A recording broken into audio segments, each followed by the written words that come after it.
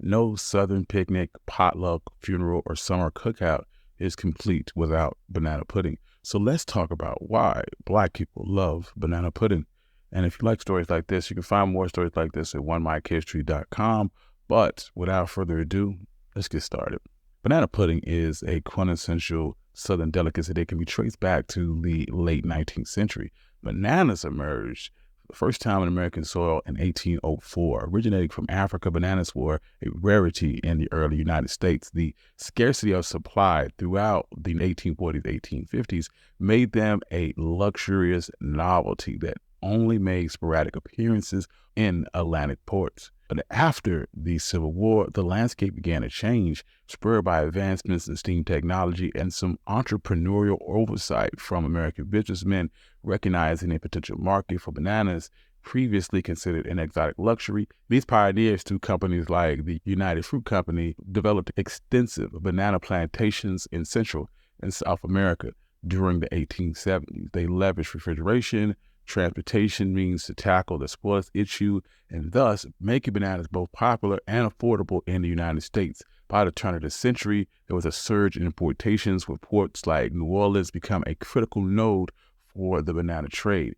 This led to bananas becoming a staple in American diets. This newfound accessibility also coincided with the American public's introduction to English desserts like trifle and custards, setting the stage for banana pudding. The early origins of the word pudding were originally tied to sausages, but broadened in the Middle Ages to encompass sweet and savory dishes. British cuisine had expanded to include a gamut of ingredients, notably leading to the development of the custard, which is a cornerstone of banana pudding.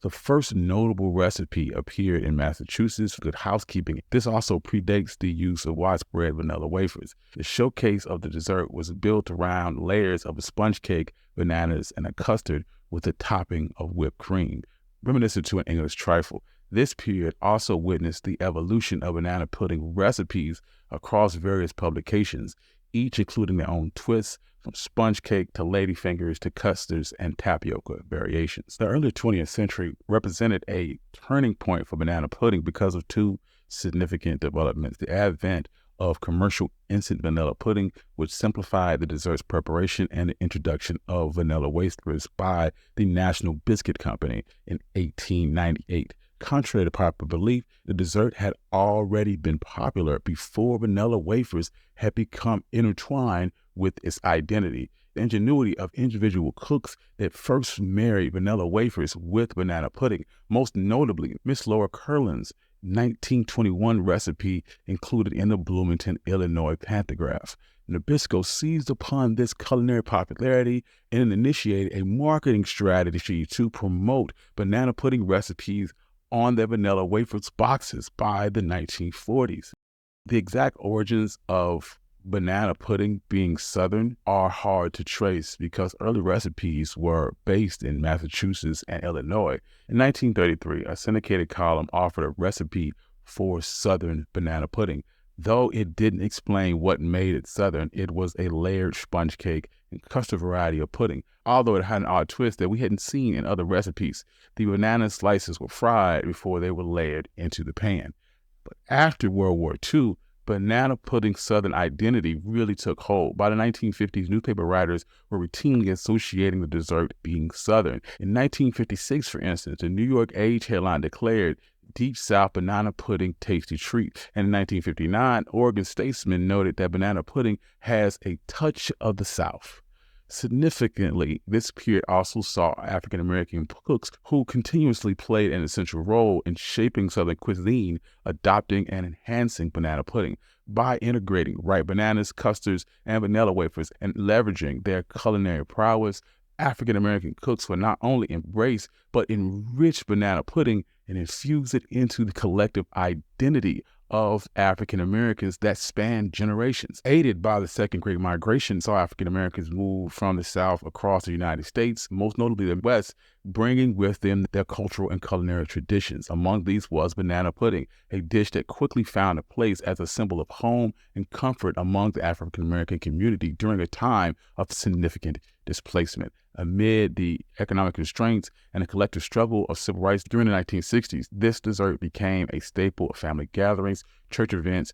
During the shared meals, it became a central of communal cohesion and activism. Banana pudding, with its simple yet nutritious ingredients, embodied the creativity and resilience of African American culinary heritage. As the later half of the 20th century began to unfold, banana pudding had undisputably cemented itself into Southern African American culture and family celebrations. It could represent much more than a dish. It was a testament to African American culinary traditions.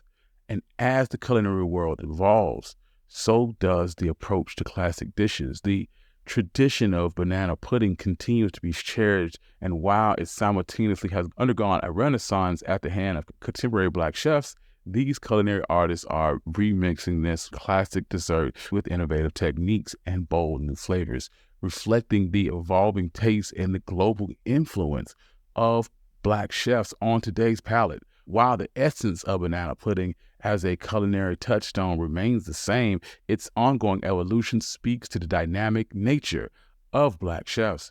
Originally, this treat was very simple with some basic ingredients like vanilla custard, ripe bananas, and vanilla wafers. These creative chefs were mixing flavors from all over the world to make it even more delicious. For example, some add caramel to add an unexpected savory kick, or mangoes for a tropical vibe. There is also a thought to the more health conscious, creating versions for people who are vegan or need to avoid gluten. Banana pudding has become a dessert that everybody can become excited about. This inclusive approach is a part of the bigger picture where modern cooking is more about making sure everyone can enjoy great food no matter their dietary needs. The legacy of banana pudding and its transformation is a perfect example of how Black culture has enriched American cuisine. African Americans did not create banana pudding. We didn't even introduce banana pudding to America. We adopted and we made it better while simultaneously absorbing it into African American culture. And as banana pudding keeps evolving, as does the delicious reminder of African Americans' contribution to America's culinary landscape, proving that even the simplest dishes can have a deep, meaningful impact. Thank you. I'm your host, Country Boy, and this has been One Mic Black History. If you enjoy stories like this, you can find more at MicHistory.com. Also, if you'd like to support the channel, you can do so. Patreon in the description below.